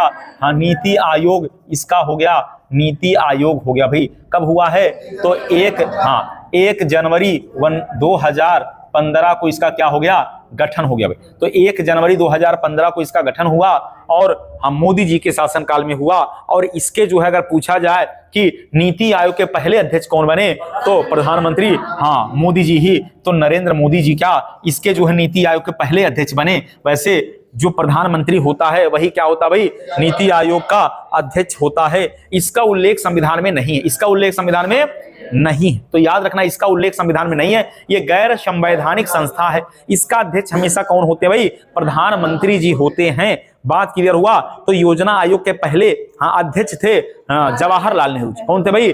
जवाहरलाल नेहरू थे। योजना आयोग के पहले अध्यक्ष कौन थे? तो जवाहरलाल नेहरू थे। तो इसका उल्लेख संविधान में नहीं है भाई। चलिए अब आप हमें बताइएगा कि भारत का लिंगानुपात कितना भाई? भारत का लिंगानुपात कितना है? तो भारत का लिंगानुपात अगर पूछा जाए, हाँ, भारत का लिंगानुपात जो है कितना है? तो पूरे भारत की बात कर रहे हैं भाई। हाँ, 943, 1000 पुरुषों पर 943 महिलाएं। उत्तर प्रदेश का लिंगानुपात बताइएगा। हाँ, उत्तर प्रदेश का लिंगानुपात कितना है? तो हाँ, उत्तर प्रदेश का 912, 1000 पुरुषों पर 912 महिलाएं, याद रखना ये उत्तर प्रदेश का लिंगानुपात। लेकिन याद से ध्यान से सुनिएगा, वह कौन सा देश है, वह कौन सा भारत का पड़ोसी देश है जहां का लिंगानुपात मतलब पुरुषों की अपेक्षा महिलाओं की संख्या ज्यादा है। पुरुषों की अपेक्षा, फिर से सुनिएगा, भारत का कौन सा पड़ोसी देश है, देश, भारत का पड़ोसी देश जहां पर पुरुषों की अपेक्षा महिलाओं की संख्या सबसे ज्यादा है। अरे बगल में नेपाल, नेपाल ही तो है भाई, वहां पर पुरुषों से ज्यादा महिलाओं की संख्या है। कहां? नेपाल में पुरुषों से ज्यादा महिलाओं की संख्या कहां है? तो नेपाल के अंदर है भाई, ये बात याद रखना। कहां है? तो पुरुषों से ज्यादा महिलाओं की संख्या नेपाल में है। नेपाल की प्रधानमंत्री के रूप में सितंबर 2025 में सुशीला कार्की, सुशीला कार्की जो है नेपाल की क्या है? प्रधानमंत्री सुशीला कार्की जी का नाम याद रखना भाई, ये वाला बात बड़ा महत्वपूर्ण है। बात समझ में आया? तो सुशीला कार्की जो है सितंबर 2025 में इनको आंतरिक प्रधानमंत्री के रूप में चुना गया है। बात क्लियर हुआ? समझ में आया भाई? तो नेपाल में ही सुकला Phanta national park, सुकला Phanta national park कहां है? नेपाल में सुकला फांटा नेशनल पार्क है। नेपाल, सार्क का मुख्यालय काठमांडू में भाई, सार्क का मुख्यालय काठमांडू में है। याद रखना, पशुपति मंदिर भी कहां है? काठमांडू के अंदर है। और बेगम हजरत महल का मकबरा भी काठमांडू में। बेगम हजरत महल का मकबरा कहां है? तो काठमांडू में बेगम हजरत महल का मकबरा कहां मिलेगा? काठमांडू के अंदर मिलेगा। बात समझ में आया? तो सार्क का मुख्यालय भी याद रखना है, बेगम हजरत महल का मकबरा भी याद रखना है। कहां पर? तो काठमांडू के अंदर है। बात समझ में आया? वैसे नेपाल का राष्ट्रीय पशु गाय भाई, नेपाल का राष्ट्रीय पशु क्या है? तो याद रखना है राष्ट्रीय पशु हो जाएगा भाई गाय। तो नेपाल का राष्ट्रीय पशु गाय याद रखना है। और इसके अलावा हिंदू राष्ट्र है नेपाल, क्या? हिंदू राष्ट्र, ये भी याद रखना भाई। समझ में आ गया? चलिए, तो एक सवाल और बता देते हैं। बताइएगा कि सम्राट अशोक ने अपने राज्याभिषेक के कईवें वर्ष लुम्बिनी की यात्रा किया था भाई? तो अपने राज्याभिषेक के 20वें वर्ष, सम्राट अशोक ने जो है, अशोक ने अपने राज्याभिषेक के, तो अपने राज्याभिषेक के 20वें वर्ष, क्या 20वें वर्ष क्या किया था भाई? लुम्बिनी की यात्रा, लुम्बिनी की यात्रा किया था भाई। लुम्बिनी की यात्रा किया। ऐसे ही तो गए होंगे भाई, ऐसे नौगढ़ से ही तो गए होंगे, नौगढ़ से ही गए होंगे ऐसे ही। तो याद रखना भाई, यहीं से तो सम्राट अशोक ऐसे ही तो लुम्बिनी की यात्रा किए होंगे, ये वाला बात भी याद रखना है। तो हम लोग तो अभी सिद्धार्थ नगर में हैं, ऐसे ही अलीगढ़वा वाला बॉर्डर क्रॉस कर लिया होगा भाई अशोक ने, ऐसे अलीगढ़वा बॉर्डर क्रॉस होके गए होंगे। यशस्वी नहीं पकड़े होंगे भाई, क्योंकि यशस्वी थे ही नहीं उस समय जब यहाँ पर लुम्बिनी की यात्रा किसने किया? तो अशोक ने किया था भाई। तो अपने राज्याभिषेक के कैवें वर्ष, 20वें वर्ष लुम्बिनी की यात्रा किसने किया था? तो सम्राट अशोक ने किया था। बात समझ में आया? चलिए अगला बताइएगा, उत्तर प्रदेश में VAT वैल्यू एडेड टैक्स कब लागू हुआ भाई? उत्तर प्रदेश में वैट, यूपी में वैट वैल्यू एडेड टैक्स क्या कहते हैं भाई? वैल्यू एडेड टैक्स जो है पूछा जाएगा कि शुरुआत हम मूल्यवर्धित कर कहते हैं, इसको हिंदी में मूल्यवर्धित कर कहते हैं भाई। तो मूल्य बिल्कुल 2008, तो 1 जनवरी 2008 मूल्यवर्धित कर की शुरुआत पूछा जाए तो 1 जनवरी 2008। क्या बताना भाई? 1 जनवरी 2008 VAT लगाया गया था, वैल्यू एडेड टैक्स लगाया गया, 1 जनवरी 2008 को लगाया गया वैल्यू एडेड टैक्स। बात समझ में आया? ये उत्तर प्रदेश की बात हो रही भाई, उत्तर प्रदेश की बात हो रही है। वैट VAT याद रखना है, ये लगाया गया था आपका जो है 1 जनवरी 2008 को लगाया गया। बात समझ में आया? चलिए किसान मित्र योजना बताइएगा, उत्तर प्रदेश में किसान मित्र योजना। तो किसान मित्र योजना अगर पूछा जाए, किसान मित्र योजना अगर पूछा जाए तो क्या हो जाएगा भाई? 18 जून 2001 बताना है, 18 जून 2001 बताना है आपको। उत्तर प्रदेश में चकबंदी योजना, उत्तर प्रदेश में चकबंदी योजना, तो ये 1954 बताना है। चकबंदी योजना 1954 बताइएगा। किसान बही उत्तर प्रदेश में, तो उत्तर प्रदेश में किसान बही योजना ये 1992 में, किसान बही योजना 1992 में जो है शुरू किया गया था। तो किसान मित्र हो, चकबंदी हो, किसान बही, सब उत्तर प्रदेश की बात हो रही है भाई, सब उत्तर प्रदेश की बात हो रही है। अगले सवाल पर बात करें भाई, अगले सवाल पर बात करें तो आपको यह बता देना है कि उत्तर प्रदेश में विधान परिषद के सीटों की संख्या कितना है भाई? विधान परिषद कितना भाई? विधान परिषद तो 100 सीट है, विधान परिषद तो 100 सीट है भाई। हाँ, विधान परिषद 100 सीट है। उत्तर प्रदेश में विधान परिषद कितना भाई? तो विधान परिषद 100 है। हाँ, विधान परिषद सीट पूछ रहे हैं, तो विधान परिषद जो है ये कितना सीट है? 100 सीट है। और विधानसभा कितना भाई? विधानसभा सीट 403। 403 उत्तर प्रदेश में 403 विधानसभा। 403 क्या है? विधानसभा 403। और विधान परिषद कितना हो जाएगा? अब विधान परिषद 100 हो जाएगा। कितना हो जाएगा भाई? विधान परिषद हो जाएगा 100। और लोकसभा 80। लोकसभा 80। राज्यसभा कितना? 31। राज्यसभा सीट कितना है? तो 31 सीट क्या हो जाएगा? राज्यसभा हो जाएगा। राष्ट्रीय जांच एजेंसी अधिनियम किस वर्ष? राष्ट्रीय जांच एजेंसी किस वर्ष जो है अधिनियमित हुआ? तो 2008।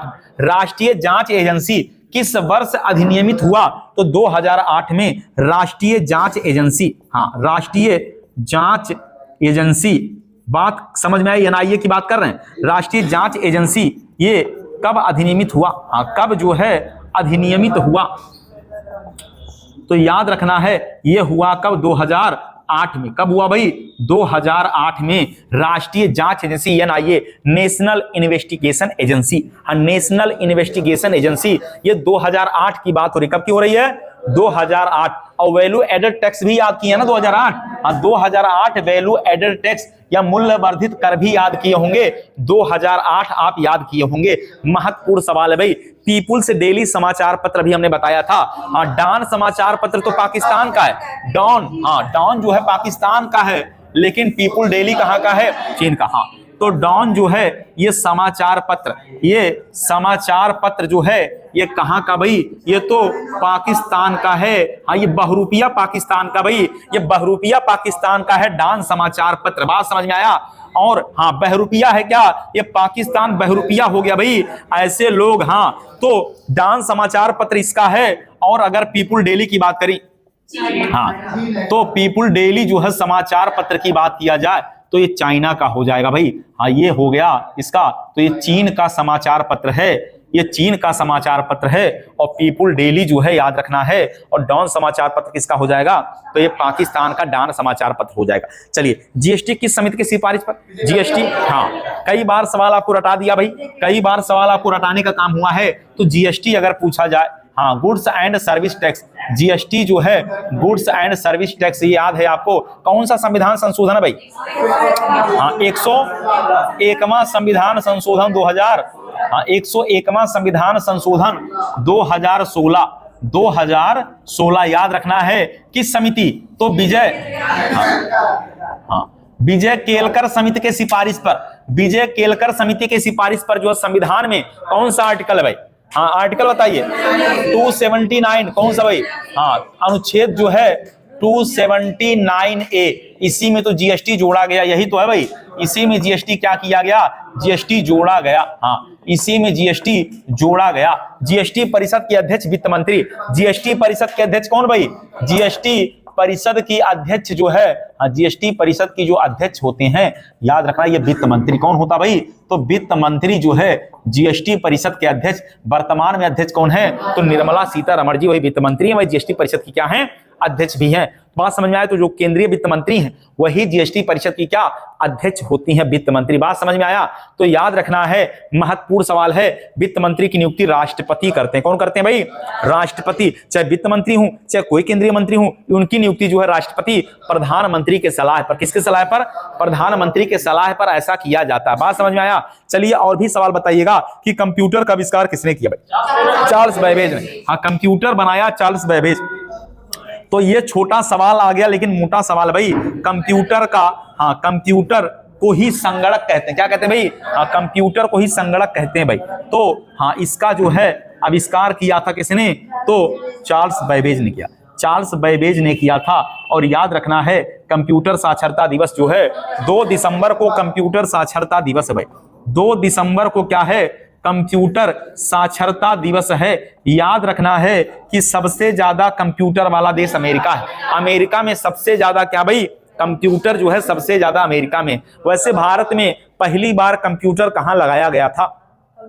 भारत में, हाँ, केंद्रीय सांख्यिकी संगठन। केंद्रीय सांख्यिकी संस्थान कोलकाता में भारत में पहला कंप्यूटर लगाया गया था।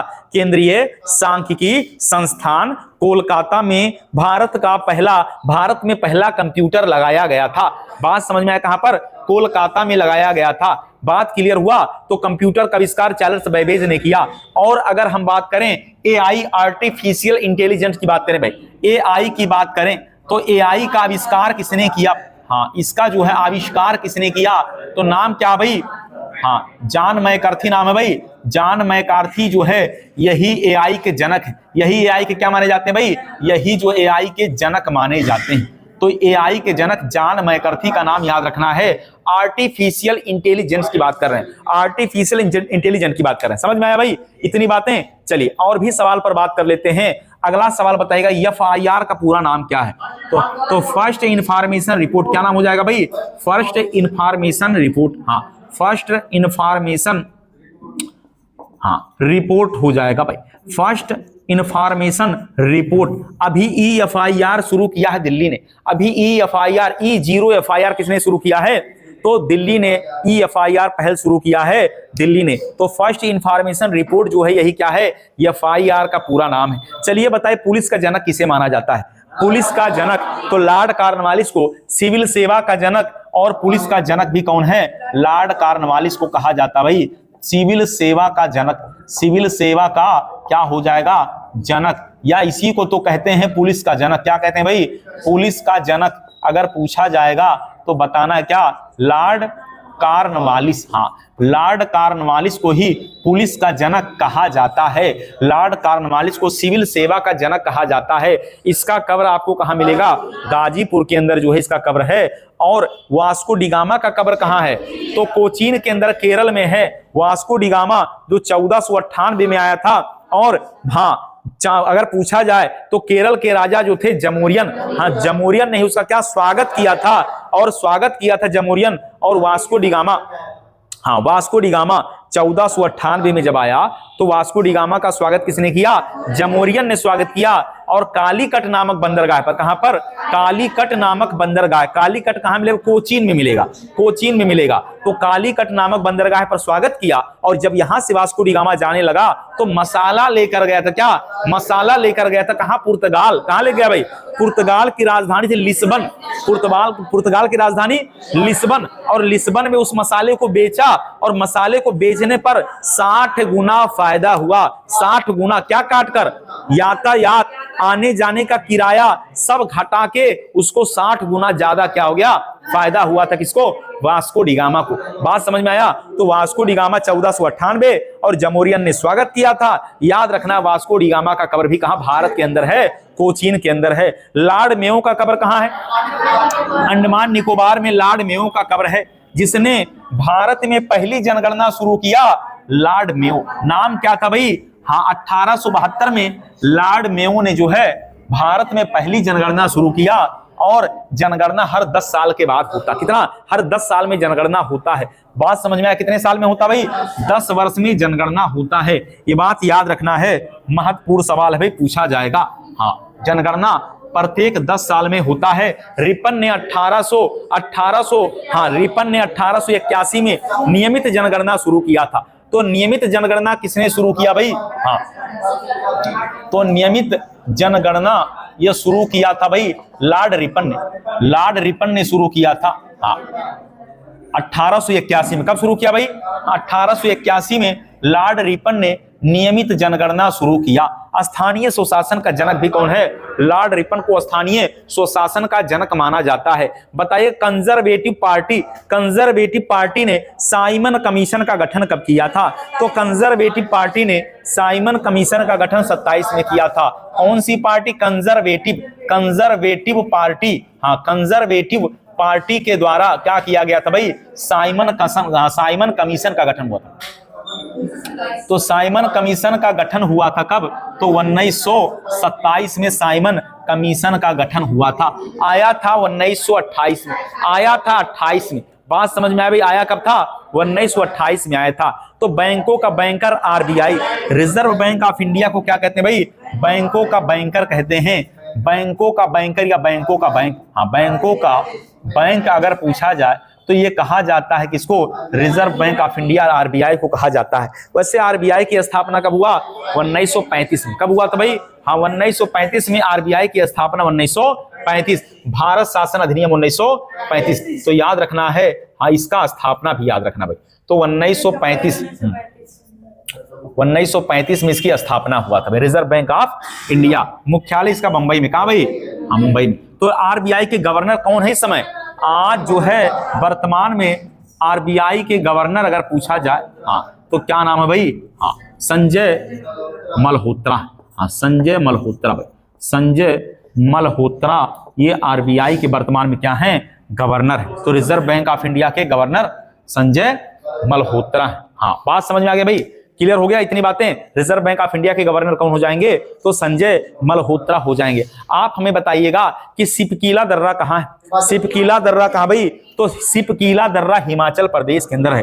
हाँ सिपकीला कहाँ भाई, हाँ शिपकीला की बात कर रहे हैं, सिपकीला दर्रा की बात कर रहे हैं, कहाँ है, तो हिमाचल प्रदेश के अंदर है, हिमाचल प्रदेश के अंदर है सिपकीला दर्रा। हाँ नाथूला दर्रा जब पूछा जाएगा तब बताइएगा, तो नाथूला दर्रा कहाँ है भाई, हाँ सिक्किम के अंदर है। नाथूला दर्रा कहाँ हो जाएगा, सिक्किम के अंदर हो जाएगा। और नीति दर्रा या माना दर्रा, हाँ नीति दर्रा या माना दर्रा, नीति दर्रा हो या माना दर्रा, ये उत्तराखंड में, ये कहाँ है, उत्तराखंड में है। बताइएगा भोर घाट कहाँ दर्रा, भोर घाट दर्रा कहाँ है, महाराष्ट्र के अंदर है।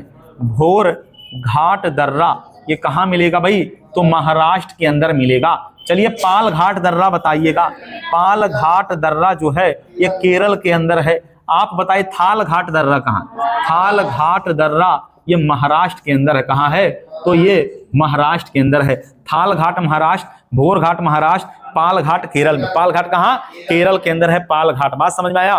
चलिए सिक्किम की स्थापना 1975 में, कब हुआ है, सिक्किम की स्थापना 1975 में हुआ है। त्रिपुरा की स्थापना 1972, हाँ त्रिपुरा की स्थापना, त्रिपुरा 1972 में बना है। चलिए हाँ बताइएगा सिक्किम कब बना है, सिक्किम बना है हाँ 1975 में बना है सिक्किम। अगला बताइएगा आप कि गोवा को पूर्ण राज्य का दर्जा कब दिया गया, गोवा को पूर्ण राज्य का दर्जा कब दिया गया, 1987 में दिया गया। अब आप बताइएगा कि उड़ीसा को एक राज्य के रूप में कब स्वीकार किया गया, तो उड़ीसा 1950 में। कब, 1950 में उड़ीसा। वैसे उड़ीसा की स्थापना 1936 में हुई थी, लेकिन इसको पूर्ण राज्य के रूप में कब स्वीकार किया गया, तो 1950 में पूर्ण राज्य के रूप में स्वीकार किया गया। भाई बात समझ में आया है। आंध्र प्रदेश बताइएगा, आंध्र प्रदेश 1953 भाषण के आधार पर बन गया भाई। और तेलंगाना आपको पता ही है, तेलंगाना आपको पता है 2 जून 2014 को तेलंगाना बना। क्या कोई नागालैंड बता सकता है, क्या कोई नागालैंड बताएगा कब भाई, 1963 में नागालैंड, हाँ नागालैंड 1963 में, याद रखना नागालैंड 1963 में, हाँ याद रखना है नागालैंड 1963 में, नागालैंड। बात समझ में आया भाई। तो नागालैंड जो है ये बना है 1963 में, ये बना है 1963 में। वैसे महाराष्ट्र को अगर पूछा जाए,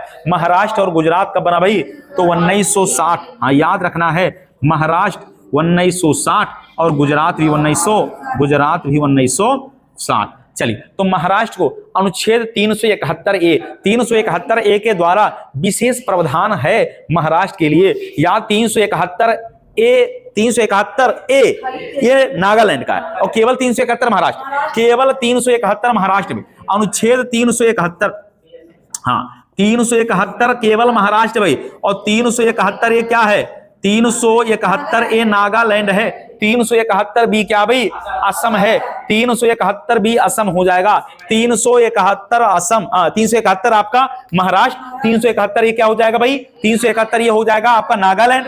याद रखना 371 ये नागालैंड, और 371 में क्या भाई, 371 में है असम, और 371 में क्या है, 371 में क्या हो जाएगा भाई, मणिपुर है, और डी में क्या है, आंध्र प्रदेश वाला अमरावती, हाँ तेलंगाना। वाह भाई वाह, 371 में तो आंध्र प्रदेश होगा, आंध्र प्रदेश और तेलंगाना होगा, तो ये वाला बात भी आपको एक ही झटके में याद रखना है, ये सवाल भी एक ही झटके में याद रख लेना। बात समझ में आया? तो एक समान सिविल संहिता 44 अनुच्छेद 44 में कहा? गोवा में, अनुच्छेद 44 गोवा में। लेकिन अगर एक सवाल पूछे कि अभी हाल ही में हाँ जो है किस राज्य में एक समान सिविल संहिता लागू किया गया, तो क्या हो जाएगा? उत्तराखंड। क्या हो जाएगा भाई? उत्तराखंड में भी एक समान सिविल संहिता लगा भाई, अभी हाल ही में तो लगाया गया। तो उत्तराखंड में क्या एक समान सिविल संहिता कहां लागू है? उत्तराखंड के अंदर भी एक समान सिविल संहिता लागू है, ये बात याद रखना। बात समझ में आया? एक समान सिविल संहिता कहां? तो उत्तराखंड के अंदर भी लागू है। बात क्लियर हुआ? इतने सवाल क्लियर हो गए भाई। चलिए और भी सवाल पर बात किया जाए तो आपको यह बताना है, आपको यह बता देना है, अगला सवाल पूछा जाएगा कि हाँ ओबीसी आयोग किस संविधान संशोधन के द्वारा ओबीसी आयोग बना है? हाँ ओबीसी आयोग बताना है और एक बताना ओबीसी को 27% आरक्षण। ये दो सवाल। चलिए तो ओबीसी को हाँ 93वां संविधान संशोधन 2005, हाँ संविधान संशोधन बहुत बढ़िया भाई। 2005 में ओबीसी को क्या मिला भाई? 27% आरक्षण। 27% क्या मिल गया? आरक्षण, वो भी हाँ शैक्षणिक रूप से मिला। और आपको बताना ओबीसी आयोग कब है भाई? कौन सा? हाँ बहुत बढ़िया। तो 102वां संविधान संशोधन 2018 क्या बन गया? ओबीसी आयोग। ओबीसी आयोग हाँ का गठन किया गया, ओबीसी आयोग का गठन किया गया। ये दो बातें आपको पहले भी हमने बताया है और फिर बताने का प्रयास किया जा रहा है, तो ये वाला बात करना है याद। चलिए तो मोदी जी की बात करें तो मोदी जी की बात करें, मोदी जी की रेटिंग की बात करें तो 2025 में दुनिया के 75% लोगों के द्वारा क्या किया गया भाई? फॉलो किया गया। अर्थात अगर हम लोकप्रियता की बात करें तो दुनिया में सबसे लोकप्रिय प्रधानमंत्री कौन है भाई? तो मोदी जी हैं। और इनको जो है इनका रेटिंग कितना? 75% है। 100 में 75% रेटिंग किसका है? तो मोदी जी का। ही वाला बात भी याद रखना है। समझ में आ गया भाई इतनी बातें? चलिए अगले सवाल पर बात करें भाई। अगले सवाल पर बात करें तो अभी जो है प्रधानमंत्री जी गए हुए हैं भूटान। कहां गए भाई? भूटान की यात्रा पर मोदी जी अभी गए हुए हैं। तो आप हमें बताइए भूटान की राजधानी क्या? थिम्पू। और भूटान के पैसे का नाम क्या भाई? हाँ तो भूटान की राजधानी अगर पूछा जाए तो भूटान की राजधानी क्या हो जाएगा? थिम्पू हो जाएगा। और पैसा क्या है भाई? हाँ तो मुद्रा हो जाएगा नगुल ट्रम्प। मुद्रा हो जाएगा नगुल ट्रम्प। नगुल ट्रम्प। बात समझ में आया? हाँ मुद्रा है क्या? नगुल ट्रम्प यहाँ की जो है मुद्रा है भूटान। बात समझ में आया? तो भूटान में राजा होता है। क्या होते हैं भाई? भूटान में राजा होते हैं। क्या होते हैं? राजा। तो भूटान राजशाही व्यवस्था। भूटान क्या है? राजशाही व्यवस्था है। समझ में आया? चलिए सवाल पूछ लेते हैं कि भारत के संविधान की क्या विशेषता नहीं है? संविधान की विशेषता नहीं है। भारत के संविधान की क्या विशेषता नहीं है भाई? समझ में आया? संविधान की विशेषता क्या नहीं है? नंबर 1 बताना है संसदीय प्रणाली। संसदीय प्रणाली है। चलिए अगला बताना है, हाँ अगला बताना बहुस्तरीय सरकार। बहुस्तरीय सरकार। अगला बताना भाई सामंतवादी। सामंतवादी। हाँ अगला बताना है यहां पर मौलिक अधिकार। मौलिक अधिकार। तो संविधान की विशेषता में क्या नहीं है भाई? सामंतवादी व्यवस्था भारत में या हमारे संविधान की विशेषता नहीं है। बात समझ में आया? तो इसको याद रखना, ये संविधान की विशेषता में नहीं आता भाई। चलिए बताइए झूलता मीनार कहाँ है? हाँ तो झूलता मीनार जो है अहमदाबाद के अंदर। झूलता हुआ मीनार हाँ हाँ ये है आपका अहमदाबाद में। ये अहमदाबाद में। चलिए अगला बताइए। अगला बताइएगा झुका हुआ मीनार, झुकी हुई लाट किस देश में? हाँ झुका हुआ मीनार किस देश में है? झुकी हुई मीनार अगर पूछा जाए हाँ तो झुकी हुई मीनार आपको मिलेगा कहां?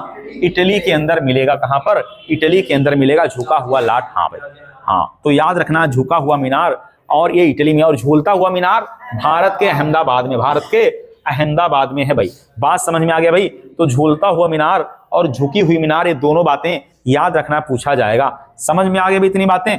चलिए और भी सवाल पर बात किया जाएगा भाई। आज जो है ये हम लोगों का पूरा एक महामैराथन वाला क्लास चल रहा भाई। तो होमगार्ड भर्ती और दरोगा दोनों के लिए, और उत्तर प्रदेश पुलिस की तैयारी करने वालों के लिए तो रामबाण है। ये भी क्या है? रामबाण है ये वाला सवाल जो है। तो हाँ, ये सबके लिए भाई, तो दरोगा, होमगार्ड और उत्तर प्रदेश पुलिस, इन तीनों के लिए ये कॉम्बो क्लास चल रहा भाई। और सवाल आप देखेंगे पेपर वाला ही सवाल है भाई, पेपर वाला सवाल ऐसे ही पूछा जाएगा। बात क्लियर हुआ? चलिए, तो औरंगजेब का मकबरा कहाँ है? हाँ, औरंगजेब का मकबरा, औरंगजेब का जो है मकबरा ये स्थित है कहां पर? औरंगाबाद, जिसका नाम क्या हो गया भाई? ये औरंगाबाद का नाम बदलकर क्या हो गया? अरे इसी का नाम तो बदला गया। हाँ, छत्रपति संभाजी, हाँ इसी का नाम तो हो गया भाई क्या?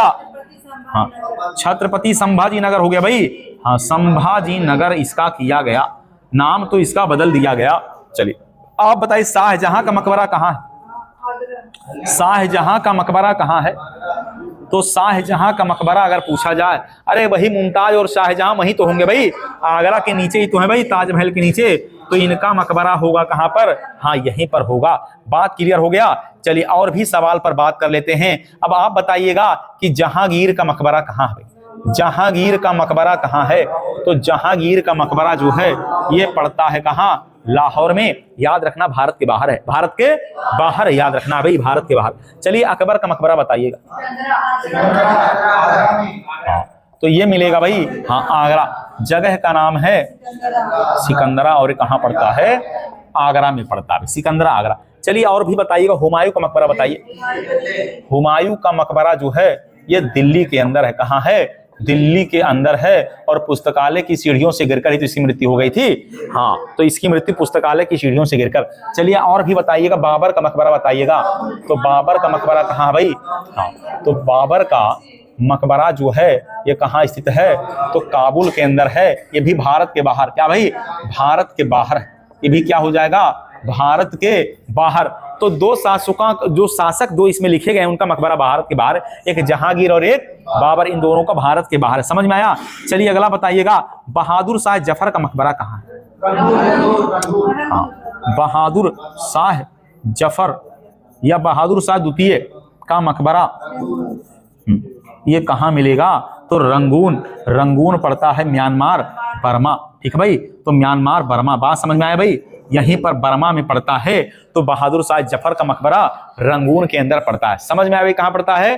तो रंगून में पड़ता है। ये आपको मकबरा सबका याद रखना है। ऐसे ही सवाल पेपर में आएंगे भाई, सवाल ऐसे ही पेपर में आएंगे, मकबरा से सवाल पूछा जाएगा। और आपको पता होगा कि अगर पूछा जाए रानी लक्ष्मीबाई का मकबरा कहाँ है, तो झांसी की रानी का मकबरा कहाँ भाई? ग्वालियर में। हाँ, तो रानी लक्ष्मीबाई का मकबरा, हाँ इनका याद रखना है। लक्ष्मीबाई का मकबरा कहाँ मिले? ग्वालियर में। हाँ, लक्ष्मीबाई का मकबरा कहाँ है? तो ग्वालियर के अंदर है। ग्वालियर मध्य प्रदेश के अंदर है। ग्वालियर मध्य प्रदेश के अंदर ही लक्ष्मीबाई का मकबरा ग्वालियर मध्य प्रदेश के अंदर ही स्थित है। समझ में आ गया भाई? ग्वालियर के अंदर है, तो ये वाला बात भी याद रखना, सवाल ऐसे ही पूछा जाएगा। हास्य गैस किसे कहते हैं बताइएगा? हास्य गैस कौन सा भाई? हाँ, तो हास्य गैस जो है, हाँ कौन सा हंसाने वाली गैस कौन सा है? हाँ, नाइट्रस ऑक्साइड, इसी को हास्य गैस कहते हैं। हाँ, इसी को क्या कहते हैं? NO2 कहते हैं क्या? हाँ, कि N2O कहते हैं? हाँ, क्या कहते हैं भाई? अरे क्लियर करके बताए भाई। हाँ, ये होना चाहिए भाई। हाँ, यही तो है हास्य गैस, यही तो है भाई, N2O है हास्य गैस। चलिए, हाँ मीथेन बताइए, मीथेन को क्या कहते हैं? Marsh gas. मीथेन को कहते हैं मार्स, कहते हैं मार्स गैस, कहते हैं CH4। तो याद रखना है, ये जो मीथेन गैस है ये हाँ कहाँ से मिलेगा भाई? तो जुगाली करते हुए, हाँ पशु, जुगाली मैंने मुंह चलाते हुए, मुंह चला, धान के खेत में, हाँ धान के खेत में भी, हाँ धान के खेत में मिलेगा। गोबर गैस में, गोबर गैस, गोबर से भी निकलने वाला क्या? मीथेन। हाँ, इसी से तो पहाड़ तोड़ा जाता है। पहाड़, बड़े बड़े पहाड़ में विस्फोट इसी से किया जाता है। पहाड़ को तोड़ने में किस गैस का प्रयोग? मीथेन गैस का प्रयोग ही, पहाड़ को तोड़ने में मीथेन गैस का प्रयोग किया जाता है। तो मीथेन को मार्स कहते हैं, CH4 जुगाली करते हुए पशु के मुंह से, धान के खेत में गोबर गैस में क्या निकलता है, तो मीथेन गैस निकलता है। बात समझ में, क्या निकलता है, तो मीथेन गैस यहां से निकलता है। क्लियर हो गया भाई इतनी बातें। चलिए और भी सवाल आपसे पूछा जाएगा, सब हो गया भाई सवाल।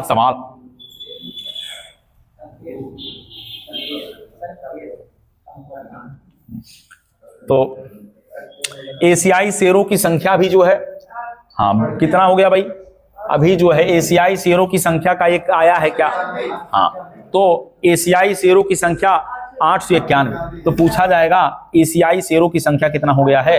हाँ तो एशियाई शेर कहाँ पाया जाता है, गुजरात।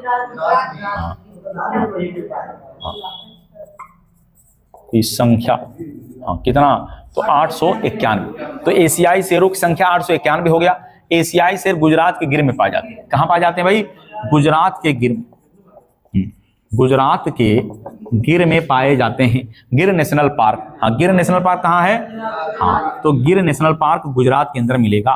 तो गिर नेशनल पार्क गुजरात में, और यहीं पर हाँ एशियाई शेरों की संख्या 891। कितना हो गया भाई, 891 हो गया। चलिए बताइए भारतीय मौसम विज्ञान संस्थान कहाँ है, नई दिल्ली में। हाँ भारतीय मौसम विज्ञान संस्थान नई दिल्ली में।